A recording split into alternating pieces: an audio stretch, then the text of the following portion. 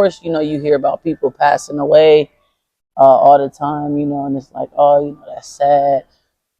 Um, but it never really hits home into somebody that like for real, for real. And back in 2005, I believe, I had a friend named Miss Chalet. This was the first person that I felt like that I was close with. Like we was hanging out every day, chilling, doing things. And it's like, dang, we found out that she passed away. And when I say we, a couple of other friends as a collective, we were all still in high school. We were all still very much young. And I'm sure it shocked a lot of people. You know what I'm saying? It was unexpected. We had basically she had got killed. She basically died in a car accident on her way to Vegas in Barstow or whatever. And I don't know how I felt. It was just weird, We don't really know how we supposed to feel about death or grief. It just comes as you go through life, I guess. You figure it out as you go. But I do remember my mom being at her repast, and she was talking to her mother, and I remember she just was telling her, like, my mom was basically telling her, like, I don't know how I would feel, if I was to lose a child. Like, I don't know what I would do. And I just thought it was crazy because right after that experience, January the 21st, 2006, my sister, she actually did pass away, and my mama did have to experience that. And hell, I did too. And I don't know, it was different for me, experiencing someone that's really close, my sister. Like, you don't think about these people passing away. You don't think about your mom, your dad, your father, anybody for that matter, especially somebody that you see every day, somebody that you rocking with. Um, you just think people are supposed to be around forever, and they don't. So yeah, so that morning, January 21st, my mama called me. I was at home. I was laying in my room, sleep. And she called me and had said that Jamina had passed away, or expired, should I say. She used the term expired, and I guess that's something that they do, like, or use as nurses. Because my sister was a nurse, my mother was a nurse. And when she said expired, I'm thinking, like, how she expired? Like, we hear that term, more so in the setting with food and, it not being good, I guess. But yeah, she said she had passed away, and I just remember calling my best friend, and having her to take me to her house because shit, I was just trying to get there, like, and when I got there, it was just like the police just standing around, they smoking their cigarettes and shooting the breeze. It's like they didn't even give a fuck. Not to say that they had to, but this is their job. It's normal for them to go, I guess, get someone who has passed away or however the case may be. But I don't know. It was definitely very shocking for me. Like, that was the impact of the death. Me just really having to experience my sister passing away. Like, um, even this here talking about it is new for me. Like, I've never really just sat here and even went over my own thoughts, to say the least. Like, most of the time they're all over the place. We're emotional. I'm sad. I have things that I wish I could have said or did, or um, yeah, it's a lot. Uh, but for me, I would say the grieving process, it didn't look good at all. I mean, now that, looking back at it, I mean, I was young when my sister passed away. I was about 19 years old. For some reason, mentally, I felt like I was 16. I kept saying 16. I even have a song, and I said, sis died at 16, but it was 19. And I think that's because whenever someone is dealing with something, whenever you're dealing with something that is traumatic, it sometimes affects you in a certain age stage, or maybe my brain mentally, I was still 16, like I wasn't 19 yet.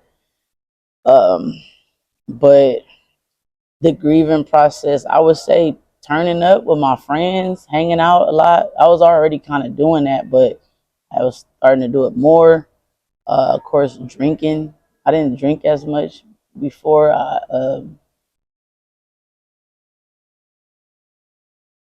didn't drink as much before all this was going on. Like I just felt like afterwards, I was just trying to find my life, and the ending of the fucking bottle. Like turning up was cool, taking a few shots cool, but nah, I needed to keep drinking until the shit is gone, basically. So I would say, of course, turning up, drinking, doing drugs, shit, doing shit that I had no business doing. Like everything was a fun environment, a party environment, but then it turned into more so of an enabler type of thing, or you just kept going back to that feeling because you wanted to feel good, and not feel the shit that you was really feeling for real, for real. You didn't really want to feel the hurt, I guess. And then sometimes I would say that shit, when I got faded, I didn't mind feeling the hurt. I mean, don't nobody mind it. It just comes, you know. And I kind of found myself in these settings where I would be trying to get faded, or I would get turned up, and I'm thinking that I'm figuring out my life some type of way just by dissecting these thoughts and these things, and trying to go through old paperwork or old pictures or old memories, thinking that I'm gonna piece together some shit, because the way things went down for, some of the deaths, or my sister's death, I would say, we just didn't understand it, like how she, how she died, or how it came to pass, the things that was going on at the time, which is way, way too fucking deep to get into right now. But uh, it was a lot.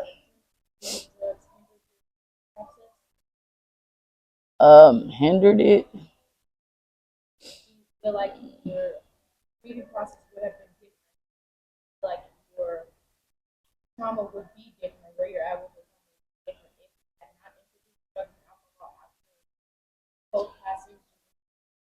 I mean, that's a good question to say the least, but I kind of was already dabbling a little bit. Like I was shit taking ecstasy pills. Everybody was popping pills, shit like that.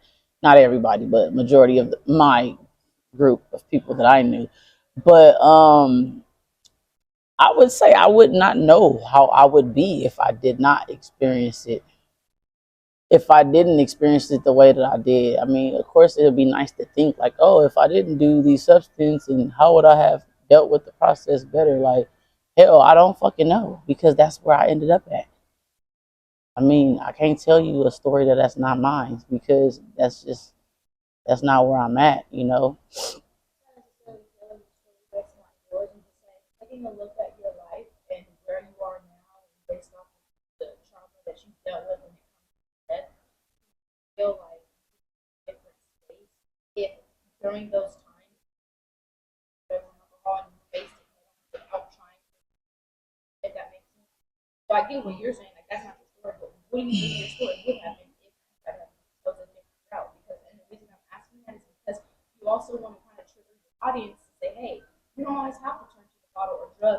And I'm not saying that they should or they shouldn't. I'm just telling them how I perceived it. But to answer your question, me personally, once again, I don't know if I would be well or off. I would like to think so, and hope that I could have handled it in a more different type of way. More of a better functioning morning type of way. But I honestly, I don't know. I'm gonna be honest with you. I don't know. I'm not saying to do drugs and to turn up. That's the best enabler. Like, not at all. I wish I'd probably. I mean, I wish I didn't. Shit. I'm at a point now where I'm thinking more clear. I'm not doing those things anymore like that. So I just feel like I feel good, but I feel good in this moment as the years has surpassed, and I've gotten down, the line. Like it's been what 19 years for my sister, 13 years for my mother, and I feel more healthier with the grieving process as far as talking about it and healing. But of course, I'm gonna always be sad, and I am always sad. Hell, anytime you think about it, it makes you sad. But um, now I would like to have known how to do it a little bit better, but I didn't know. Nobody taught me how to grieve. Nobody taught me what I should do when someone passes away. Like, the healthier way. I had to educate myself on things to do as far as reading, going to the gym. You know what I'm saying? Maybe taking cold showers. Just thinking about the good memories, about what we did and the moments that we shared. um, just not keep putting myself in a dark space thinking about the day that it actually happened, even though today is the day. But I'm not thinking of it so vividly like how it was when it actually happened. It's a little bit more lighter. I have a little bit more understanding with things. um,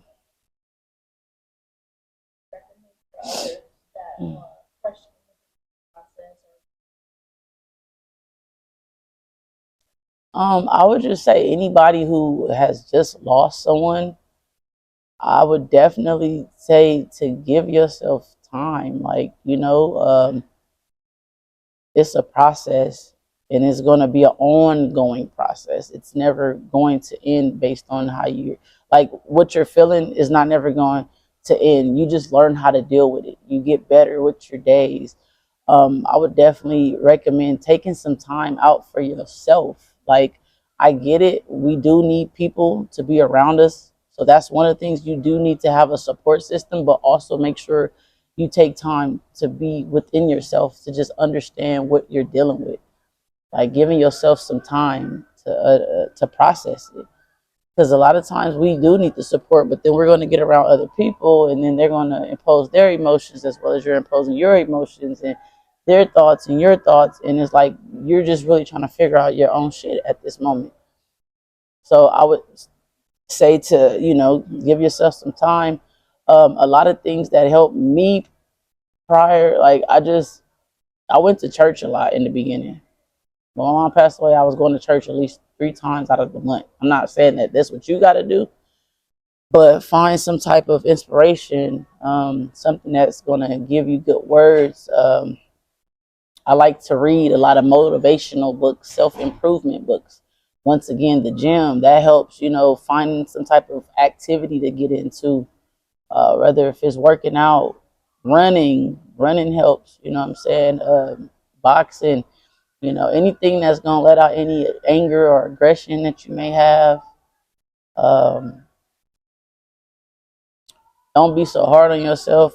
And I just say that in case if it's anything with guilt, feeling like you wasn't there for the person, um, you know, you didn't show up as much, or however the case. Because I went through guilt as well, like feeling like that I didn't, I wasn't there. I was out running the streets, hanging out with my friends and shit. But yeah.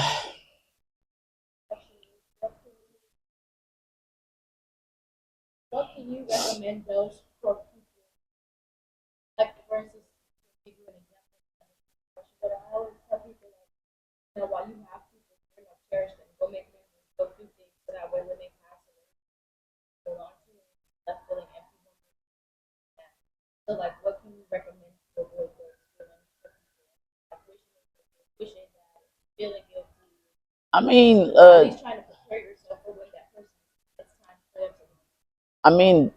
it's very much common sense, even though our sense is not always common. I would say if you have loved ones that are here, right here with you now, that's trying to support you, just try your best to first, like, you have to work on yourself. You're a work in progress. You have to do better for yourself so that way you could do better for your loved ones that's around you. You know what I'm saying? But I would say love on them, be there for them as much as you can. Try to go do things, try to have heartfelt conversations, getting to know them, their person, who they are, things that they might enjoy doing, things, beliefs. Um, and just not waiting, like, wanting to do things right then and there whenever you can, like making times for the people that you really care about. Like, lately I found myself, even, it's a few people from the past or however, that I might haven't talked to in a long time. They might run across my mind, or however I'm trying to reach out. Hey, how you doing? You good? Everything all right? If you want to talk about anything, I'm here. I know we're in a world right now where a lot of people have felt, abused by circumstances or certain situations or people, and they feel like they don't want to put their heart on their sleeve no more. They don't want to be there as much because they done gave they all. Like, right now, it's a selfish time right now. And hell, I know, because I mean, even myself, I gotta be selfish to a certain degree in certain situations, because we done been through experiences that have shaped us to make us feel some type of way about certain individuals, where we don't want to give our time, we don't want to be there, or that motherfucker do get on my nerves, or they did piss me off, or they don't know this, like whatever. And shit, it's like you don't want to be there, and then you end up, situations happen, and it's like, oh damn, I wish I would have paid more attention, or however the case may be. All I know is life is short. You know what I'm saying? All I can say is live it while you here, make the best of it. I sat a lot of times dwelling about the people that weren't here, and I forgot about the people that are here.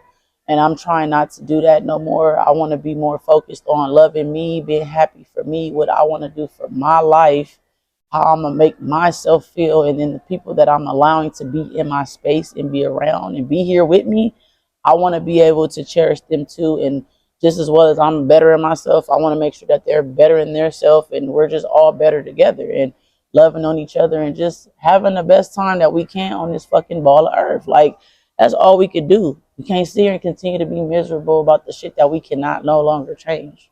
And that's just the reality. So hopefully that answered your question with a lot of other things in detail, which I tend to do, but that's what I got.